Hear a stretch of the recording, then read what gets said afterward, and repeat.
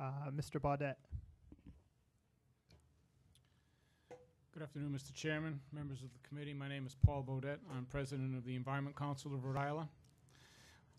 We are an organization, a coalition of over 60 organizations across the state with business members, private members, and environmental groups. The council strongly supports 7734, the trust fund bill, as well as the 7845, which Mr. Elmer spoke to briefly a few minutes ago. The level at which we support these is that we have put them on our legislative priority list. And these are specifically highlighted bills that we try to speak on and be active on vociferously. And it's also part of our green report card system.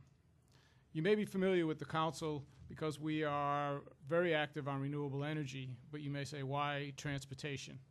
Well, transportation is the largest segment of pollution or greenhouse gases in our state and really throughout New England. We can bring in many other renewable projects. We can do lots. Unless we address the transportation problem, we're not going to get ahead of our issues on greenhouse gases and other emissions. So transportation is critical.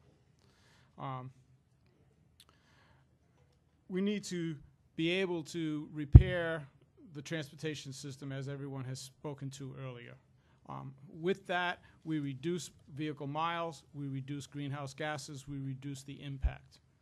So this is why transportation is critical to your action today.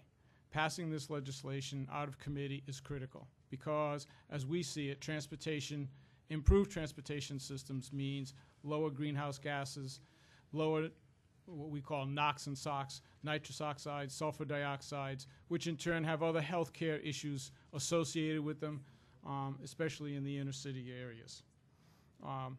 With that, the council is strongly urges you to pass this bill and the other bill that is coming up, 7734 and 7845.